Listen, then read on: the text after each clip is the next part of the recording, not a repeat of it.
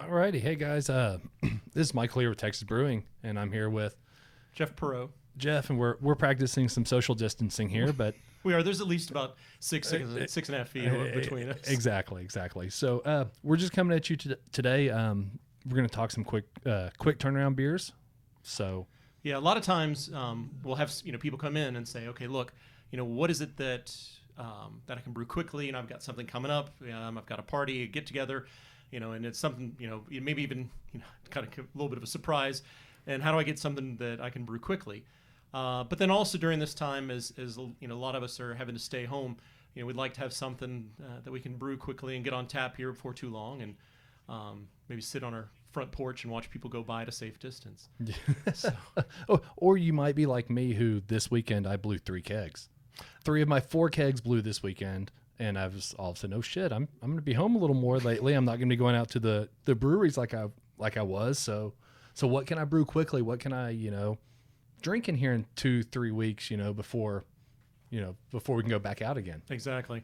So what we're going to cover today is we're going to cover the idea of what beers can you brew and turn around really quickly. And we're going to talk about some tips and techniques about how to help you to be able to turn your beers around a little bit more quickly, as well as some standard styles and such that can make really good beers to turn around quickly and basically go from grain to glass as quick as possible.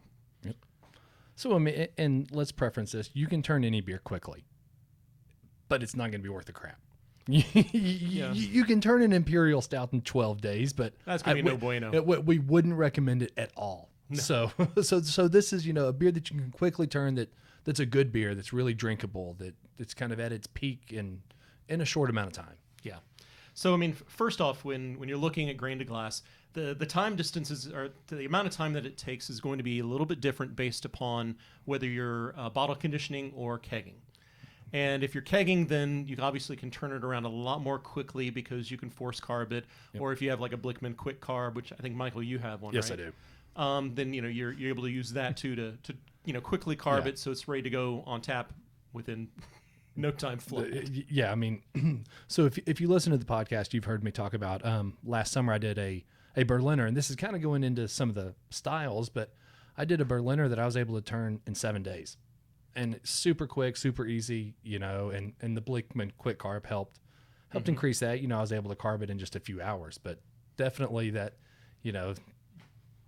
helps. Yeah.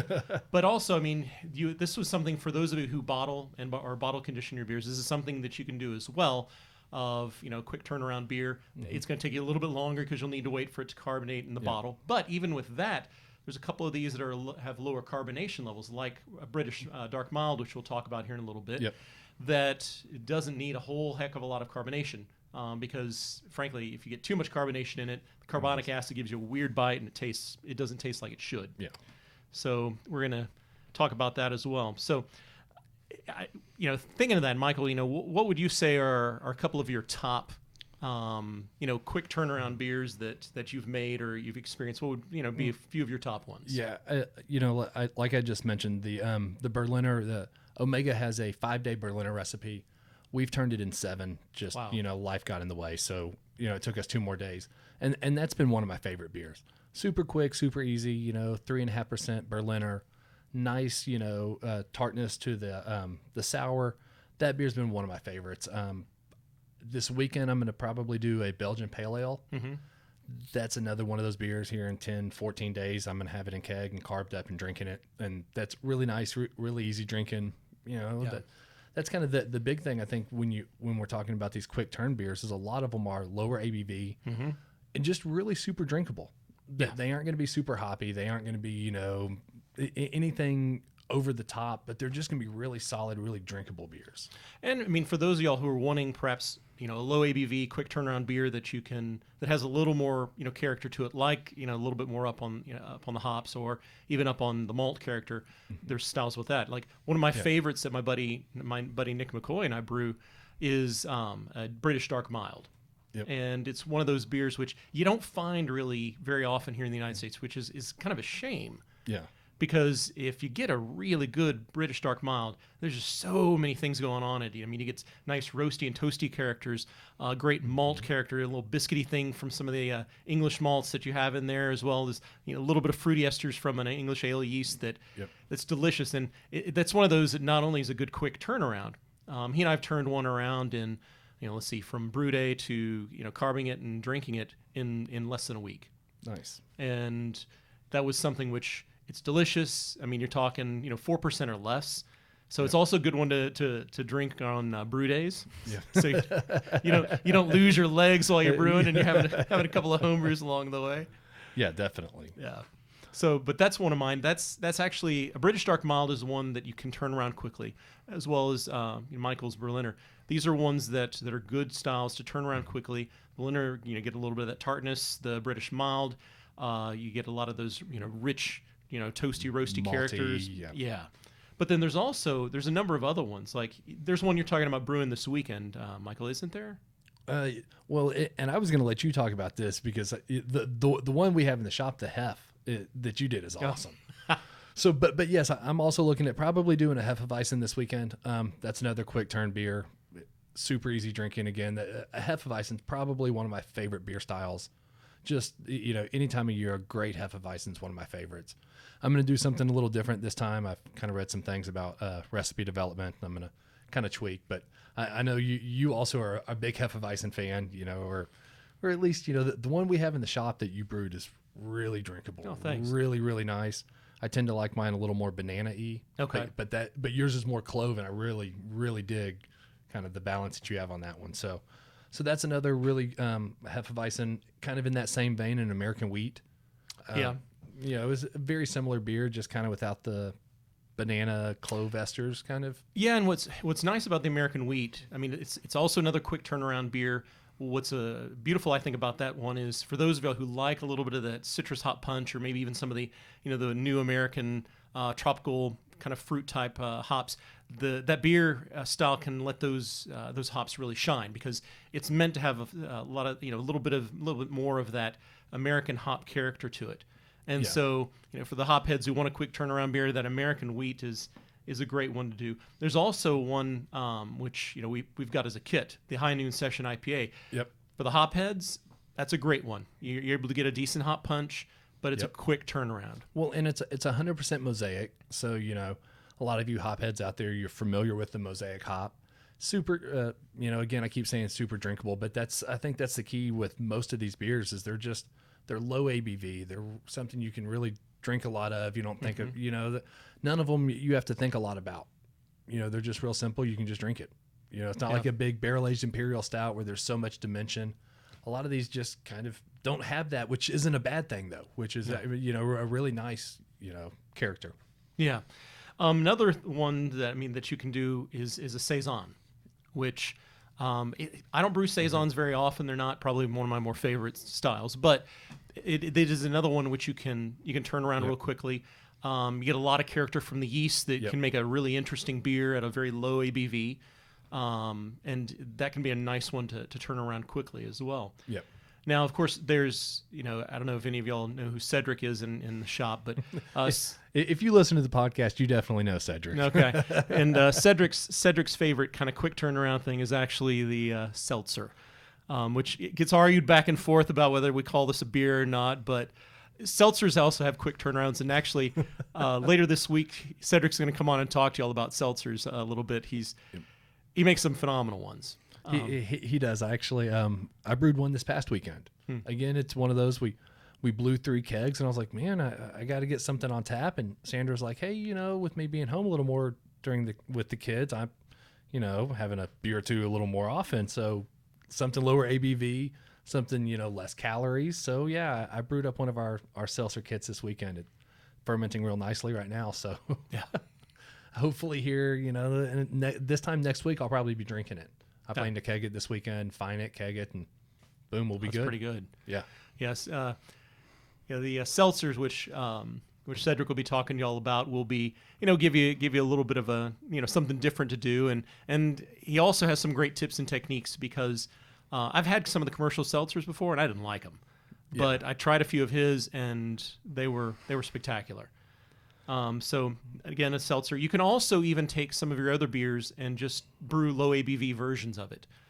Back off on the alcohol level a little bit, back off on the malt character a little bit, and on the base malt, and brew a lower ABV beer that's going to turn around a lot quicker. And I was just thinking as we were talking about this, Michael, what does it mean to have a beer that's turned around quickly? Well, some of it is being able to have a beer that is really good and drinkable, is starting to get into its really tasty, almost prime phase to drink it. Because all of us have sampled right out of the fermenter. Oh yeah. And tried it like, that's okay, but I can see where this beer is going. It's going to be good.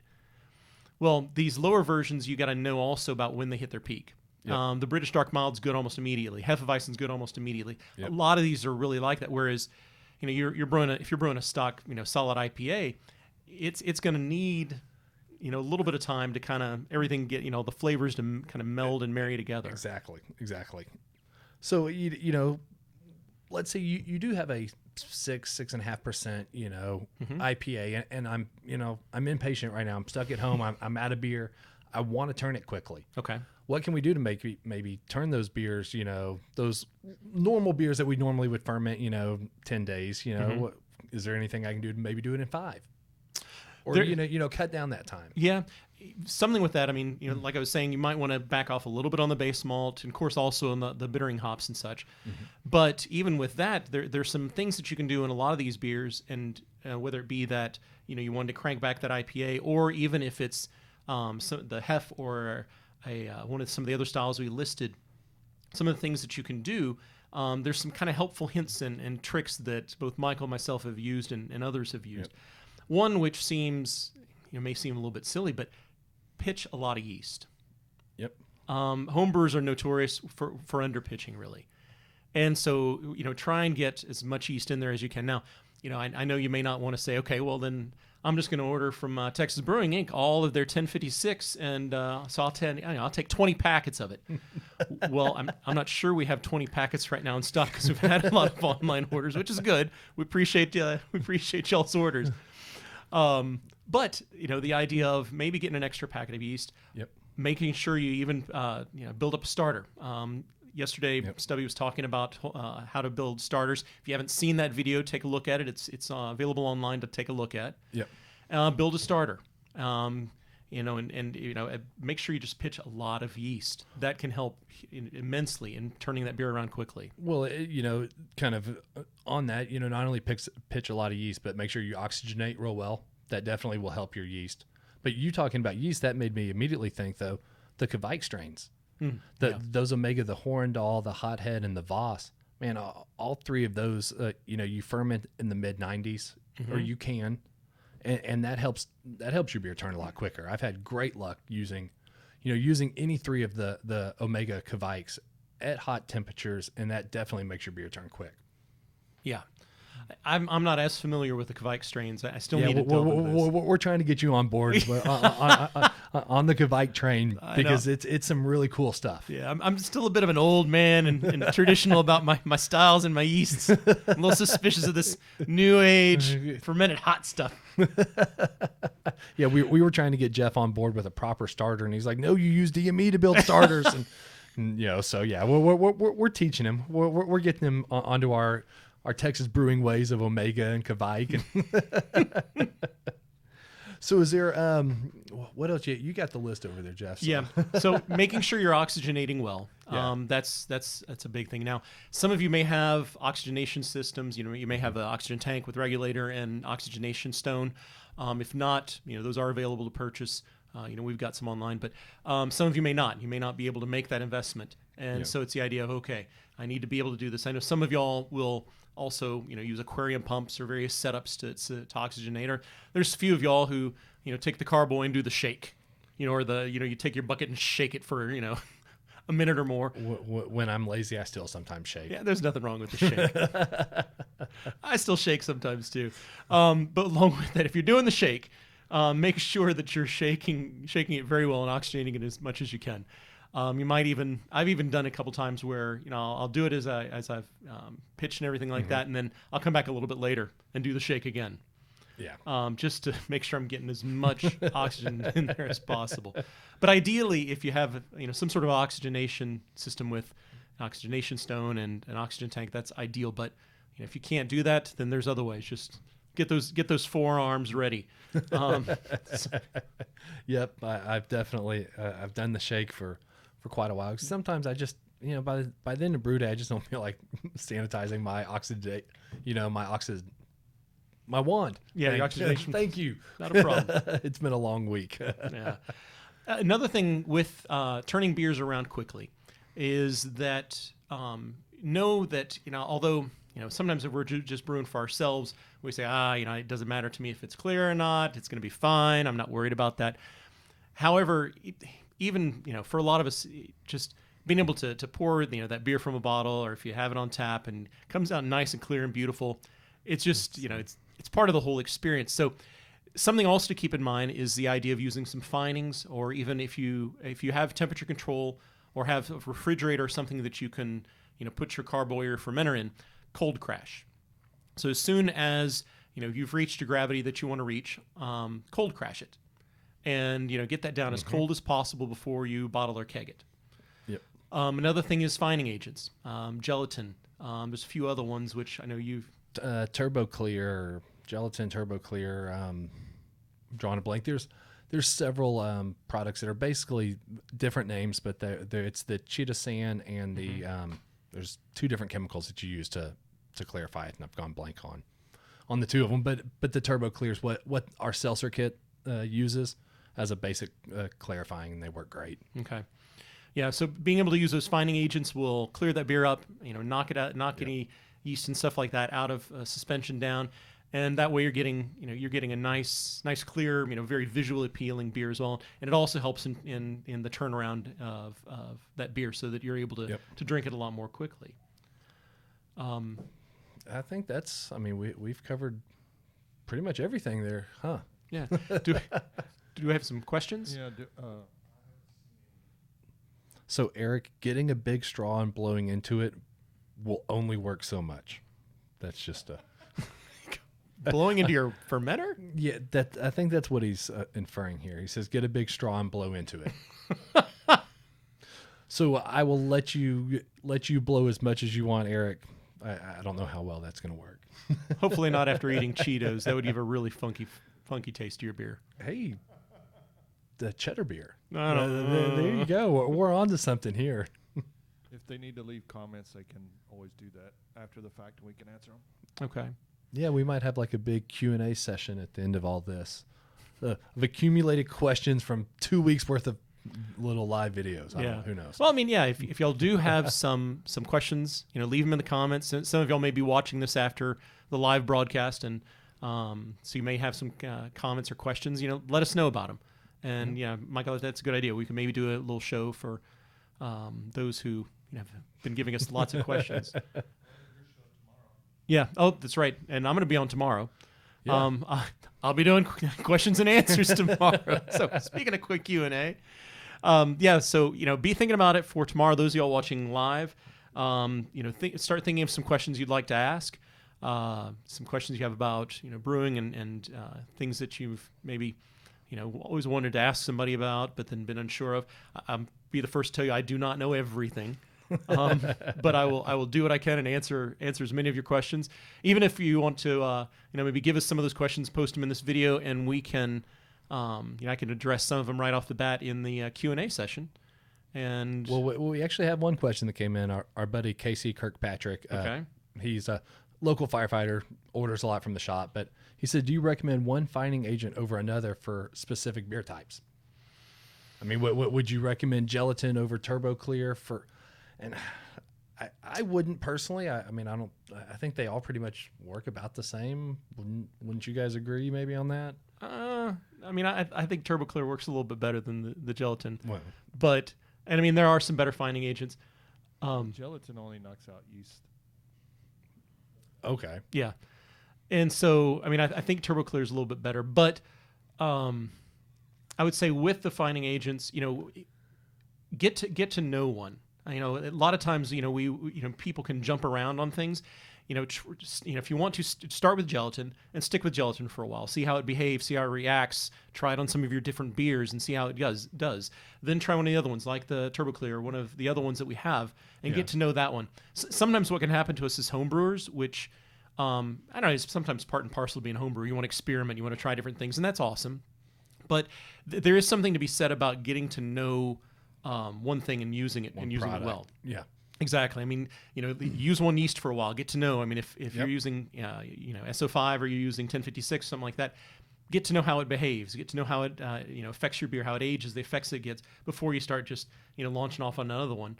I see you smiling, Michael. I'm just laughing at one of the questions that have come across. So. Okay. How did Cedric become so handsome? Ed, Cedric will be on a couple days from now. You can ask him about that. And then, so this one, which local craft beer has the most residual yeast after bottling? I don't know if anybody's. Yeah, I mean, I don't know. The best for Larry was asking. So if you're looking to harvest yeast, the best ones to harvest. This is kind of a yeast question, but the best to harvest are. I've never really harvested any yeast For making bread. Well, I've never harvested yeast, period. But I think he's asking harvesting yeast from bottles. Have you ever done any of that? I've never done any yeast harvesting. I've done it before. Any and tips? Tricks? One, you've got to make sure you're getting a real fresh bottle of it, and it's got to be also a bottle conditioned beer. Sometimes one of the problems can be is not always is the yeast that the brewery using for bottle carbonating or bottle conditioning the beer the same that they ferment with. So you gotta look into that quickly. But I mean, if the idea like Larry was asking on the idea of using it for beer or using the beer yeast for making bread. So I guess you wouldn't be real specific of trying, if you were trying to clone a beer, that's different. But if he's just trying to have yeast, I'm not sure of any of the locals that bottle condition any of their beers. Yeah. The only one I can think of that bottle conditions anything anymore is Jester King, but that's a weird sour yeast too. That's a yeast blend, natural culture blend. Yeah, I know Sierra Nevada still bottle conditions a lot of their beers. But of course, that's not a local one. But there's always a thin layer of yeast in the bottom of a Sierra Nevada bottle of beer. Yeah, true. There is. So maybe Larry, go out and buy some Sierra Nevada. We know there's some yeast in there. Well, That's bottle conditioning yeast. yeah, and what you can also do, is you can start washing your yeast.